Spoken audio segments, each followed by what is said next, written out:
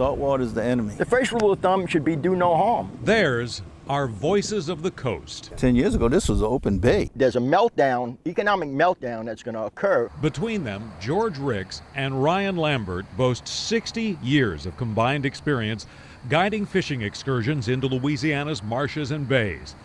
Yet the two charter captains find themselves on opposing sides of the debate over plans to mimic the Mississippi River's land-building powers. Specifically, the state's ambitious and controversial plans to cut holes in the levee and divert mud and sediment into the marsh. The next generations want to see Louisiana like we've seen it. It's got to start now. The minute they open the gates, they're going to cause economic hardship, not just to fishermen, to coastal communities. Lambert takes us downriver to just south of the remnants of Fort St. Philip on the east bank of Plaquemines Parish, to one of the few spots where no levees cage the river. Back in the 60s, it just broke through. The river got a little help from coastal scientists. They installed terraces, long, thin speed bumps like mini levees in the marsh to slow the river's flow. He sees it as a laboratory for the giant diversions, like the proposed $1.4 billion mid-Barataria sediment diversion on the Plaquemines West Bank. The trick is slowing the sediment down and making it settle down, because 80% of it is just floating. It's just the color of the water.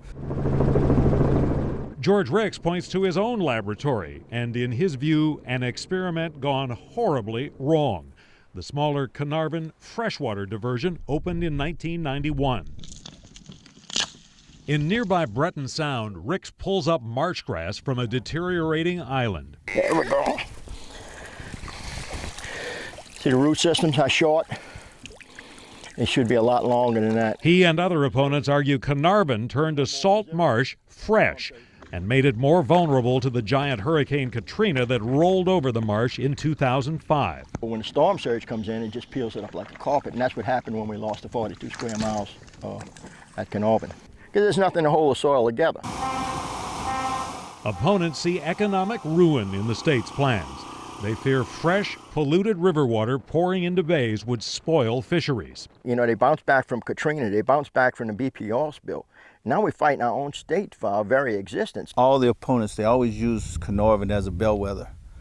That's like going to the doctor when he's closed and you have the flu and say, well, dang, he didn't do nothing for me. Ryan Lambert echoes the findings of UNO scientists, who last year found that marsh was healthiest when closest to the river. About 10 miles offshore lies a virtual gold mine. The state has tapped into an ancient barrier island, and it's finding new purpose for Ship Shoal, one grain of sand at a time. Listen to the sound of sand building a brand new beach. South of Houma, the state recreates Whiskey Island with parts of Ship Shoal. Ship Shoal is a paradigm shift in Louisiana's approach to coastal restoration. A dredge sucks the sand from the shoal before it's piped onto the island. Where we're standing right now was water a year ago. Ship Shoal formed roughly 7,000 years ago as the ancient delta sank.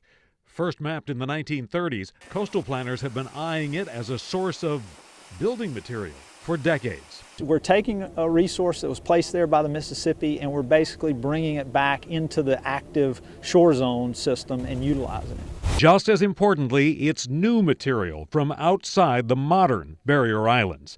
So it addresses the root causes of the land loss. Not enough sand. Ship Shoal contains around 1.5 billion cubic yards of sand. Imagine 300 Superdomes worth of sand. High quality stuff. Some chemical stew could be pouring out of this pipe and into a Louisiana bayou.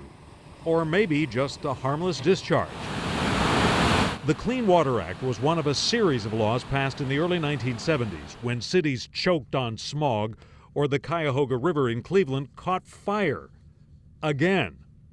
The laws aim to clean up America's air, rivers, and streams. Whether it was, my heavens, we really can't have rivers on fire, or the world is better with dolphins. In Louisiana, bald eagles once numbered about half a dozen pairs. Right now, several hundred bald eagles nest throughout the state. Brown pelicans enjoy the same kind of success story. I remember when our waterways were frankly disgusting, and our air was polluted, and all of those things have improved. But even some environmentalists now complain the very laws designed to protect nature frustrate efforts to rebuild and restore the environment. The pace of execution has been agonizing. The National Wildlife Federation's David Muth points out lawmakers in the 1970s could not possibly have envisioned relative sea level rise, or most of the land loss in coastal Louisiana, or the $50 billion coastal master plan, Louisiana's blueprint for stitching back together some of those lost lands. The scale that we're looking to do restoration is just wasn't conceivable in the 1970s. None of those projects, big or small, can happen without federal permits from all kinds of different federal agencies. The Army Corps of Engineers, National Marine Fisheries, the Interior Department, the EPA, even the Agriculture Department all weigh in before permits get issued. Critics say that when one of these agencies raises a concern, it effectively can halt the entire process. Then down the road, another agency raises another concern, and it becomes this never-ending cycle of starting and stopping the clock. By the time you win a permit, activists complain you've lost more of the coast you're trying to save. The ability to get to decisions, whatever the decision is, in time for it to matter is hugely important. The stakes are especially high for supporters and opponents of the most controversial project of all. If you leave federal bureaucracies to do what they tend to do, you will never speed up the process. Governor John Bell Edwards recently touted an agreement with federal agencies to shave years off the permitting process for a project to build new land, the biggest coastal project in history. The state wants to cut a hole in the river levee 20 miles south of Belchase and push fresh water and sediment into the marsh. The Mid-Barataria sediment diversion would be about 7 times larger than the existing freshwater diversions. Federal agencies have agreed to work on various issues simultaneously, so no one concern drags out a final decision. I think it's a very significant deal. It's not a panacea or anything. Tulane environmental law expert Mark Davis believes it's a stretch to say the permit will be issued by late next year. He points out the deal does nothing to change the fundamental rules of the game.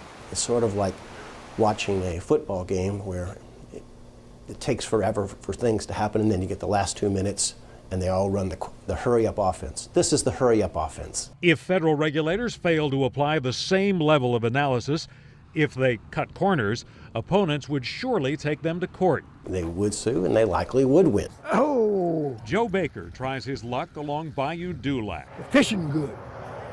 You can live off the land. In Louisiana's bayou communities, living off the land has always entailed an occasional battle with the sea. We got the best levee builders down here you can find in the country. Louisiana's retreating coast isolated these towns, once defended by marshland and forests of cypress. Today, the Gulf of Mexico creeps ever closer to fingers of asphalt and levees. Just a mile down from here, where I was born and raised, it used to be full of cypress. We go hunting back there, it was full of trees. Ain't got a one standing no more. Everything dead. For nearly 30 years, the federal government kept promising a levee, the nearly 100-mile-long, $11 billion Morganza to the Gulf. When we'll ever see that done, I'll never live long enough to see it. In Bayou country, they got tired of waiting. Terrebonne Parish is building parts of the system itself, including the $35 million Falgoux Canal floodgate. And it's going to stop storm surges coming from the southwest. Over the last 12 years, 6 new floodgates, 35 miles of levee along the footprint of that big fancy federal levee that might theoretically get built someday. That includes some federal disaster funding for Hurricane Gustav, but for the most part, state and local sources. $400 million, half from Terrebonne. Here's a little before and after for you. This is what they started with, a 6-foot or so old parish drainage levee. And here's what they're building, this 12-foot hurricane levee. Will this stop the next Katrina? No, but it sure beats that speed bump. I personally think we've now reduced our flood risk by 90%. 90%? 90% of what flooded in 2008 and 2005. Terrebonne's next-door neighbor builds its own DIY levees. This dragline in South Lafourche Parish carves material for an 18-foot levee, thanks to a 1-cent sales tax passed with 82% support. We build the best levee we can afford. They borrow material from next to the levee and eliminate transportation costs. The dragline deposits mud along the shoreline, but smaller, cheaper equipment does the actual molding of the levee. These levees are not as good as the levees in New Orleans, but they don't have to be. All they have to be good enough is to stop the water, and they have proven time and time again that they can stop the water. When you see maps of coastal Louisiana and what it will look like decades into the future, we in the media often pick this one. What you're not always told is that in layman's terms, that's the worst case scenario, a sea of red that represents land loss over the next half-century. The plot to this story could play out in other ways. Consider a medium and a low scenario. Coast-wide, that's the difference between losing 1,200 square miles in the best case and 4,000 square miles in the worst, assuming the state takes no action to stop it. Main Street, or Lake Road in Madisonville, periodically goes underwater and has for decades. But it seems to happen more often these days as the land around it sinks. The only business on the road, T Rivers Bar and Grill, is subject to the whims of nature. Any given weekend, if it floods, we're done. We can't open if you can't get a car down the road. The weekend hotspot regularly loses entire days of business when winds push up Lake Pontchartrain. Well, when it first started happening for longer than a couple days at a time, it was pretty surprising, and now when it doesn't flood, that's when it's surprising. The mud around the asphalt is so soft that it's sinking next to the road too. So if you put a tire off, there's some spots where there's an 8 or 12-inch drop.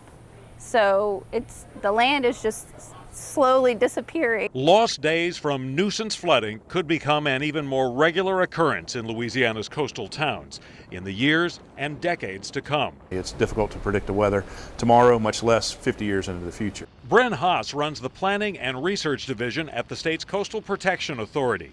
Researchers are devising ways to fight the land loss. On average, a football field of coast gone every 100 minutes. We know if we predicted one land loss scenario, it would be wrong.